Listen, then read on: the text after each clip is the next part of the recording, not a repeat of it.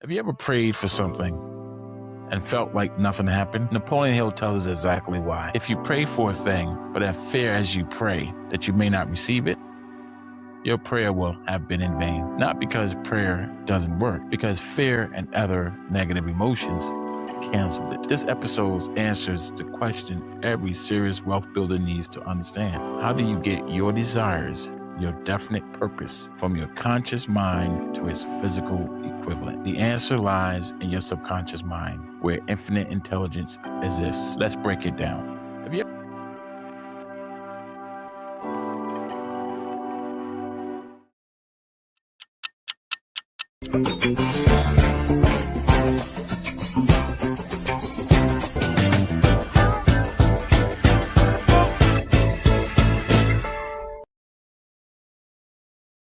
Have you ever prayed for something and felt like nothing happened? Napoleon Hill tells us exactly why. If you pray for a thing, but have fear as you pray that you may not receive it, your prayer will have been in vain. Not because prayer doesn't work, because fear and other negative emotions canceled it. This episode answers the question every serious wealth builder needs to understand. How do you get your desires, your definite purpose, from your conscious mind to its physical equivalent? The answer lies in your subconscious mind, where infinite intelligence exists. Let's break it down. Welcome to episode 12 of 13 Weeks to Becoming Rich.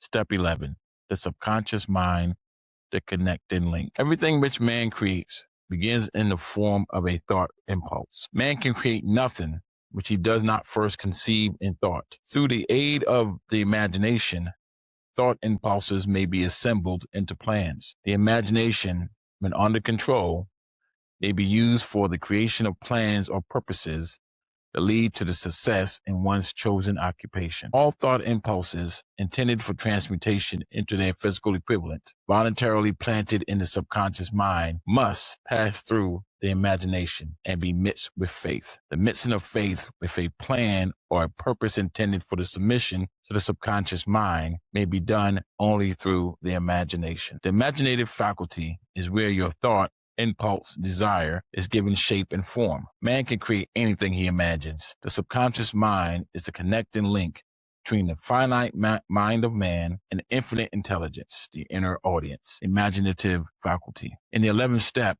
Mr. Hill tells us how to influence and control the inner audience of our subconscious mind in order to hand over to it the desire for money, which will be transmuted to the monetary equivalent. He writes, it is essential that you understand the method of approach. You must speak its language, or it will not heed your call. It understands best the language of emotion and feeling. The subconscious mind never stops working, filled with impressions and thoughts, regardless of their nature. Whether it's positive or negative, it goes to the subconscious mind. Left unattended, it works on whatever random thoughts and emotions that reaches it. But if you direct it intentionally, it becomes the most powerful wealth building tool available to man. Mr. Hill writes, even though you may not be able to entirely control your subconscious mind, you may voluntarily plant it any plan, thought, or purpose which you desire to transform into its physical equivalent through the habit of positive emotions. The subconscious mind will act on what it receives. The subconscious mind is more susceptible to influence by impulsive thought mixed with emotion or feeling than by those originating solely in the reasoning portion of the mind. It acts first on the dominant desires which have been mixed with the emotional feeling. The three strongest emotional feelings is faith, sex desire, and love. But it also includes enthusiasm, romance, hope, and prosperity. Mr. Hill compares these emotions and feelings to yeast in a loaf of a bread, the active ingredient that transforms thought impulses from passive to active state.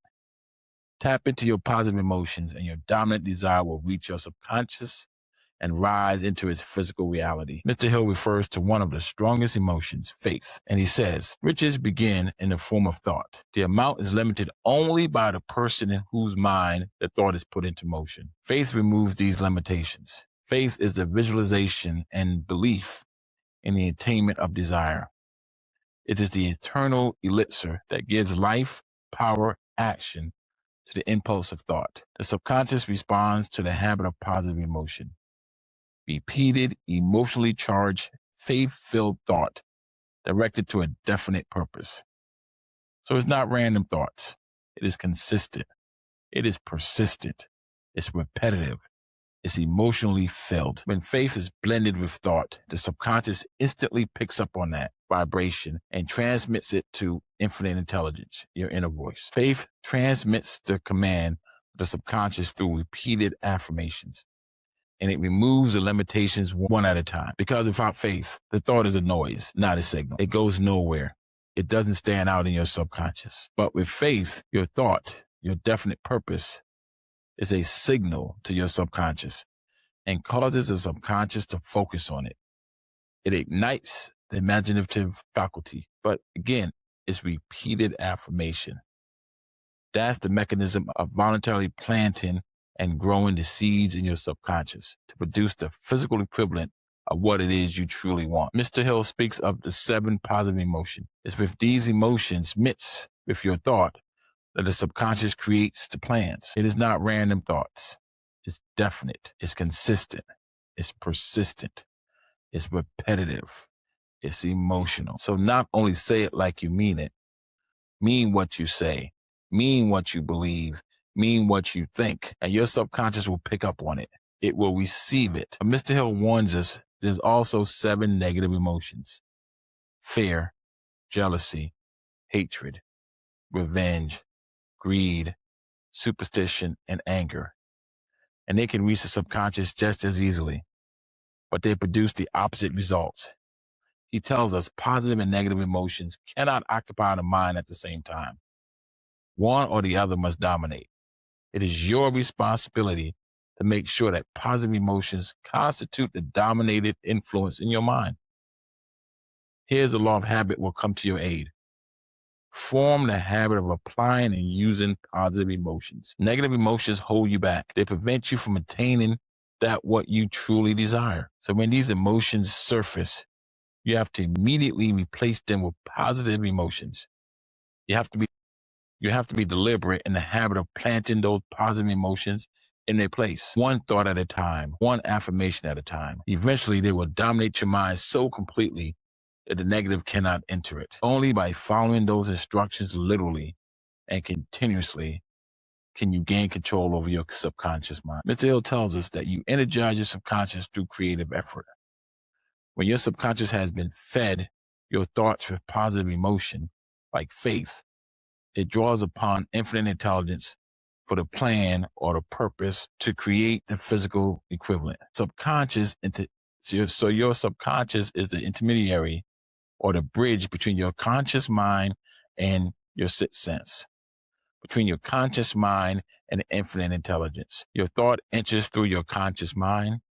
Faith activates it. Positive emotions nourishes it. The subconscious transforms it.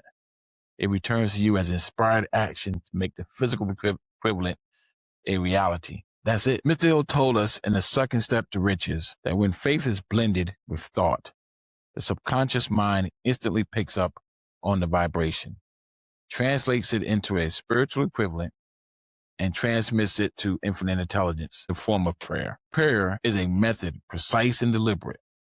It is what is used to transmit your thought that is mixed with faith to your infinite intelligence.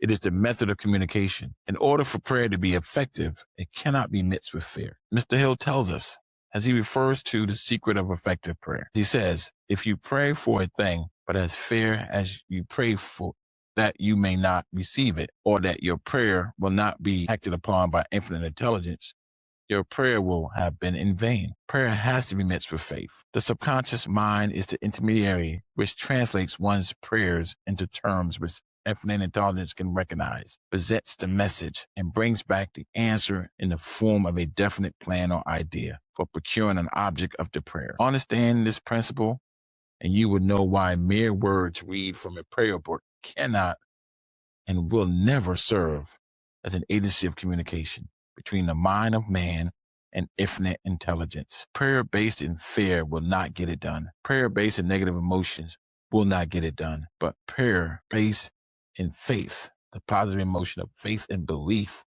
will be recognized by your infinite intelligence and will create plan and provide you the answer to attain which you truly desire. See you next week.